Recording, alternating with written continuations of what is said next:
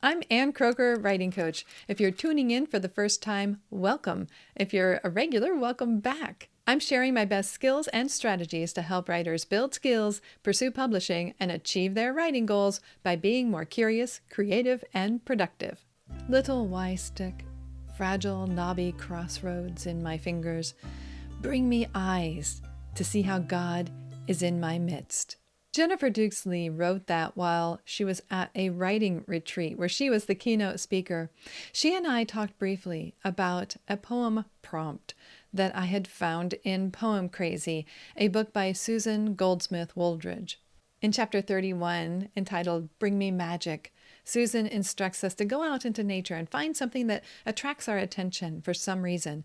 Maybe it has a quality that we are attracted to, or maybe it's just speaking to us in some way, she says. Jennifer used the little Y stick that had attracted her attention and combined that then with the prompt and the little template that Susan gives us to craft that small poem. Would you like to know Susan's prompt? So step 1 is to go find the thing that attracts your attention. Following the instructions, I went out and found a couple of items that attracted my attention. One was a pine cone. First, we name it.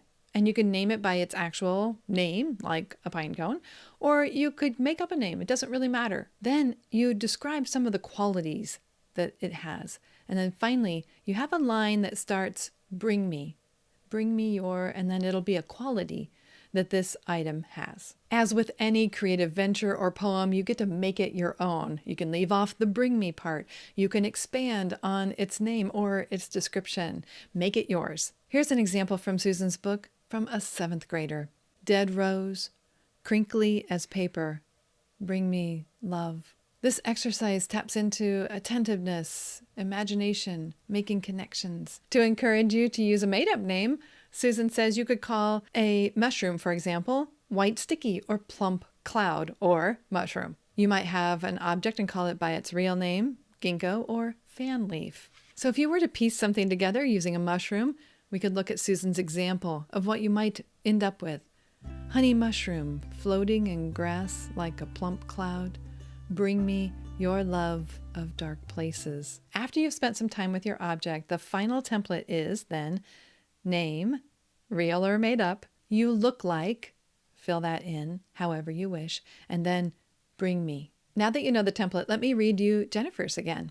Little Y stick, fragile, knobby crossroads in my fingers, bring me eyes to see how God is in my midst. In my yard, we deal with countless sweet gum balls that fall by the thousands. So I decided to use those to write a poem of my own. Spiky orb, one of hundreds, maybe thousands. Pokey, fragile, persistent, overwhelming. Bring me your abundance. Similarly, we deal with an outrageous number of pine cones. And so I found one that was still closed before it opens. And this happens when it's cold, and then as it heats up, then they open up to release the seeds.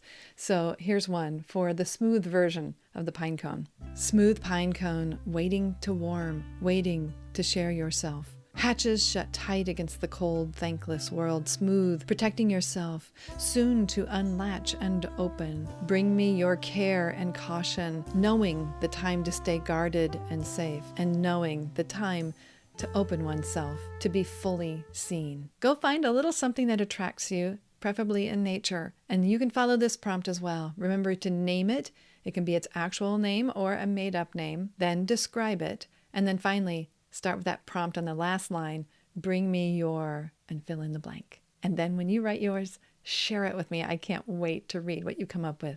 This episode is sponsored by my program, The Art and Craft of Writing, an 8-week intensive designed to help you elevate your craft alongside a cohort of other committed writers. Check out anncroker.com/artcraftwriting to see if it's enrolling now. I'm Ann Croker, cheering you on as a writing coach in your ear everywhere we meet. At my website, on this show, or even in person, I'm always looking for ideas to share with you that will help you achieve your goals and have fun by being more curious, creative, and productive. Thanks for being here.